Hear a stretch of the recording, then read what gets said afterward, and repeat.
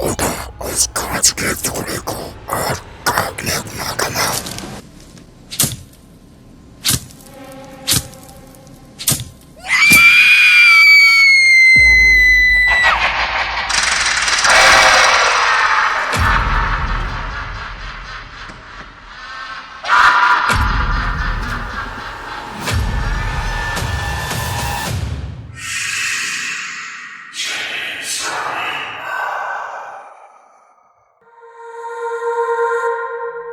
अमीशा एक 16 साल की लड़की थी और 11वीं क्लास में पढ़ रही थी। वहीं 2020 के साल में अमीशा ने अपनी सारी क्लासेस को ऑनलाइन अटेम्प्ट किया था और वो ज्यादातर अपना टाइम अपने रूम में अकेले ही निकाला करती थी।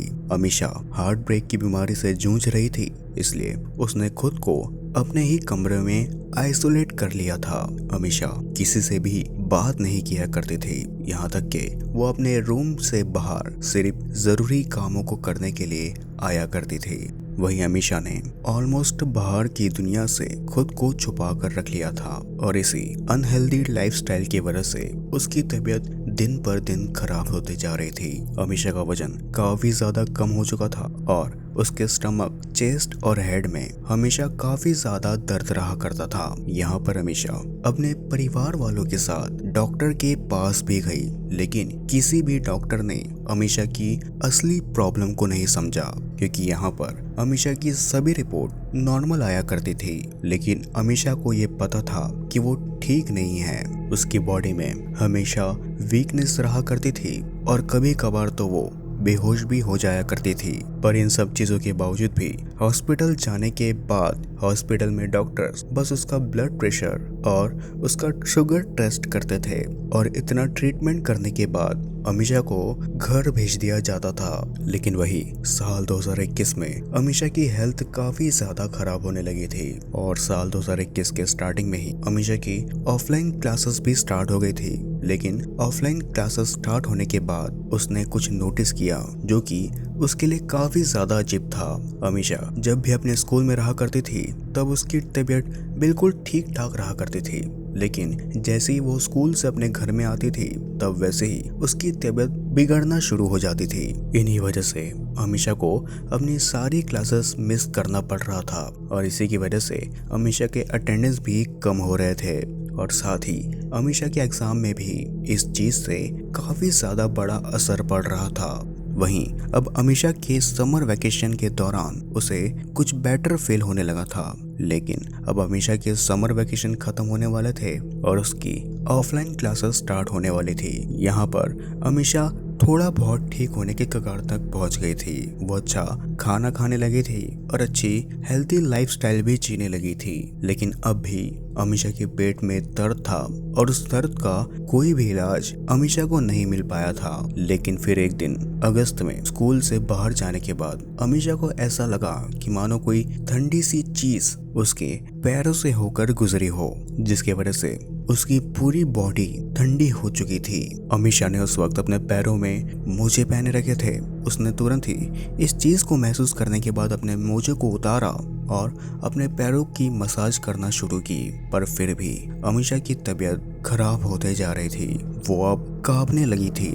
यहाँ पर अमीशा ठीक से बोल भी नहीं पा रही थी। लेकिन वहीं जब अमीशा की माँ अपनी बेटी को ऐसी हालत में देखती है तब उसकी माँ तुरंत ही अमीशा को हॉस्पिटल में लेकर आ जाती है। हॉस्पिटल में पहुंचने के बाद अमीशा को डॉक्टर्स कुछ इंजेक्शन और कुछ दवाइयाँ देते हैं और उसे डिस्चार्ज कर देते हैं। लेकिन घर आने के बावजूद भी अब अमीशा की तबीयत और भी ज्यादा बिगड़ने लगी थी। उसके माँ बाप तुरंत ही फिर से अमीशा को हॉस्पिटल लेके जाते हैं और वहाँ पर एडमिट करवा देते हैं। हॉस्पिटल में पहुँचने के बाद और एडमिट होने के बाद तक अमीशा की तबीयत में थोड़ा बहुत सुधार देखने के बाद अमीशा को डिस्चार्ज कर दिया जाता है। लेकिन वहीं अपने घर वापस पहुंचने के बाद फिर से अमीशा को वैसे ही चीजें फील होना शुरू हो जाती है। यहाँ पर अब अमीशा की फैमिली को समझ नहीं पा रही थी, इसलिए उन्होंने अब अमीशा को एक मौलवी के पास में ले जाने के बारे में सोचा, क्योंकि अब तक अमीशा को कई सारे डॉक्टरों के पास लेकर जाया गया था,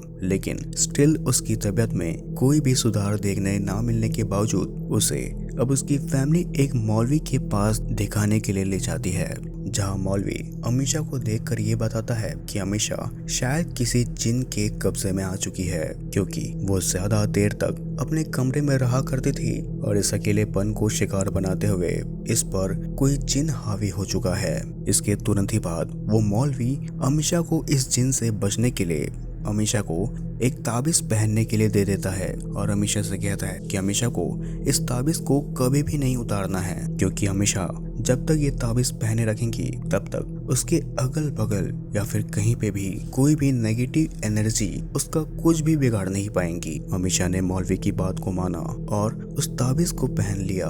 वहीं उस ताबीज को पहनने के कुछ ही दिनों बाद तक अमीशा की तबीयत में कुछ सुधार आना शुरू हो गया था, लेकिन एक दिन नहाते वक्त अमीशा एक बड़ी गलती कर देती है।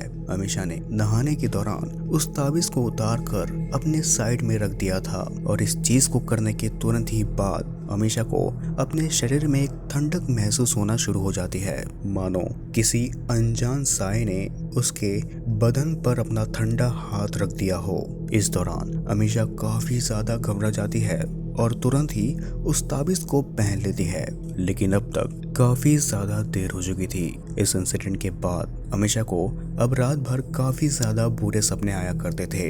यहाँ पर अमीशा को हर वक्त ये लगता था कि अमीशा को कोई लगातार घूर रहा है और उसके आसपास में कोई ना कोई मौजूद है जो कि उसे नुकसान पहुंचाना चाहता है। अब तक अमीशा के पूरे शरीर में बड़े बड़े स्क्रैचेस और कट्स के निशान आ चुके थे। वहीं एक रात जब अमीशा अपने माता पिता के साथ उनके बेडरूम में सोई हुई थी, तभी अचानक अमीशा को एक आवाज सुनाई देती है कि मानो कोई उसे पुकार रहा हो। वो आवाज अमीशा के घर के बाथरूम से आ रही थी। अमीशा तुरंत ही उस आवाज को सुनकर बिना कुछ सोचे समझे उस बाथरूम में चले जाती है। जहां पहुंचते ही बाथरूम की लाइट्स अपने आप फ्लिकर होना शुरू हो जाती है। पहले तो अमीशा इस चीज को देखकर काफी ज्यादा डर जाती है और फिर उस बाथरूम का डोर अपने ही आप बंद हो जाता है।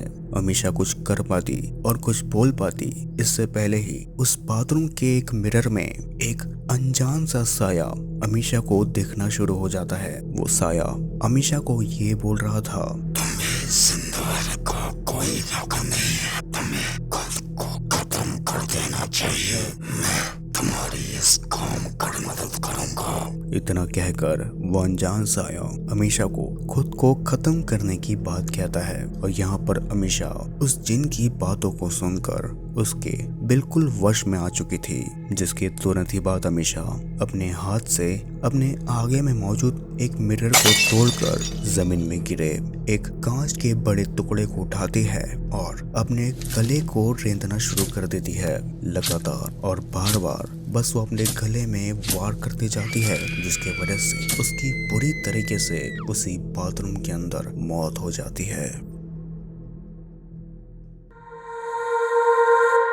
आई होप गाइज कि आप लोगों को ये हॉरर स्टोरी काफ़ी ज़्यादा अच्छी लगी होगी। एंड अगर आप लोगों को ऐसी ही हॉरर कहानियाँ सुनना काफ़ी ज़्यादा पसंद है तो आप लोग आज ही हमारे चैनल स्ट्रेंज स्टोरी हब को सब्सक्राइब कर बेल आइकन को प्रेस कर लीजिए। तो चलिए मिलते हैं अगली नेक्स्ट हॉरर वीडियो में।